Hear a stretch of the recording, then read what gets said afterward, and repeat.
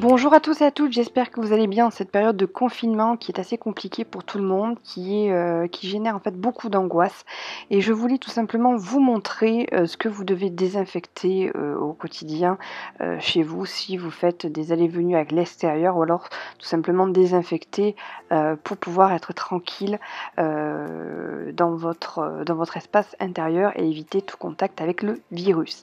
Alors on va d'abord parler des petits objets au quotidien tels que les télécommandes, les clés de voiture, les clés de maison.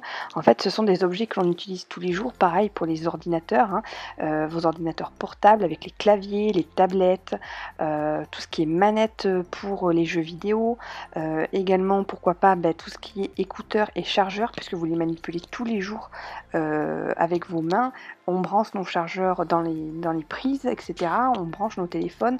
Donc bien sûr, débranchez vos chargeurs et passez un coton avec de l'alcool 70 tout le long de vos fils, sur les embouts, pour vraiment tout désinfecter. Enlevez bien les coques de vos téléphones et bien sûr pour cela désinfectez-le avec de l'alcool 70 et non pas 90. Pour votre maison, je vous conseille de prendre du vinaigre blanc qui est un très bon désinfectant naturel et de nettoyer tout simplement tout ce qui est chasse d'eau, battant de vos toilettes.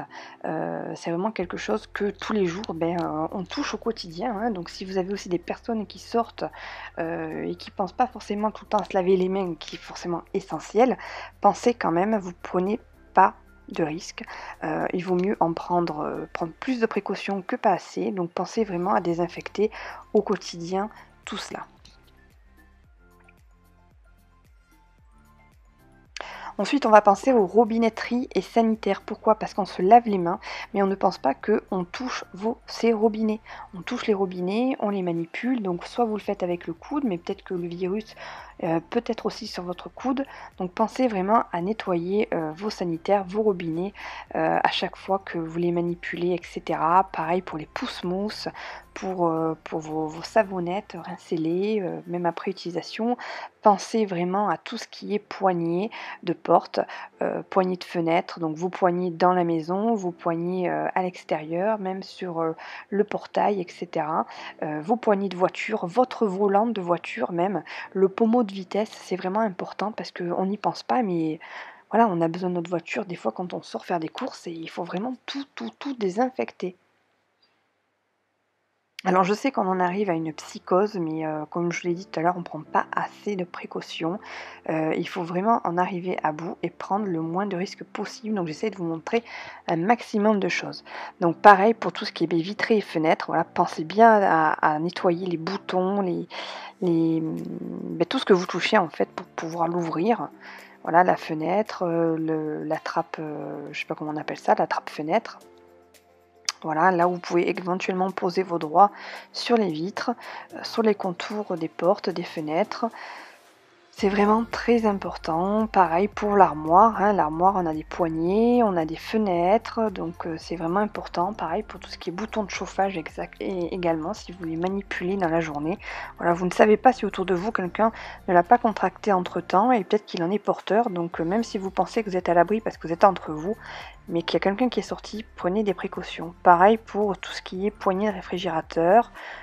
Pensez vraiment à nettoyer et pensez aussi à nettoyer vos courses. Voilà, c'est vrai qu'on en arrive dans la psychose, mais je vous montrerai tout à l'heure, le virus résiste sur du plastique, résiste vraiment sur plein de matériaux.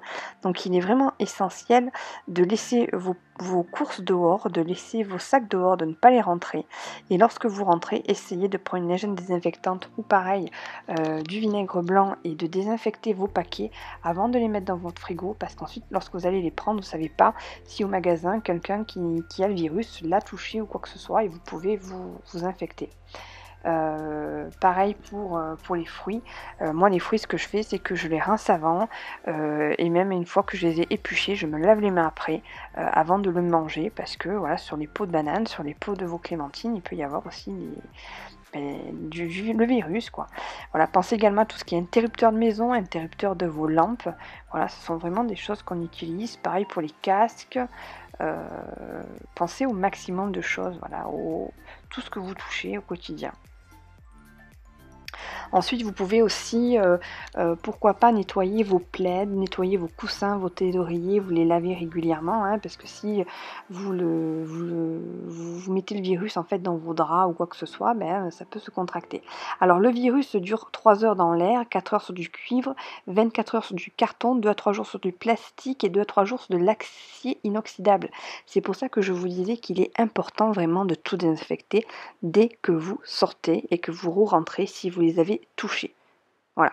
Pensez également du coup à laver tout ce que vous avez porté, que ce soit le manteau, les chaussures, les écharpes, les gants. Si vous n'avez pas forcément de masque, essayez de laver vos masques aussi. Ben là, pareil, de nettoyer les coussins et les thés, parce que des fois on ne sait pas forcément laver les cheveux et on ne sait jamais, hein. Voilà. Je vous dis de gros bisous et prenez soin de vous et vraiment restez chez vous. On gagnera du temps et on s'en sortira beaucoup plus vite.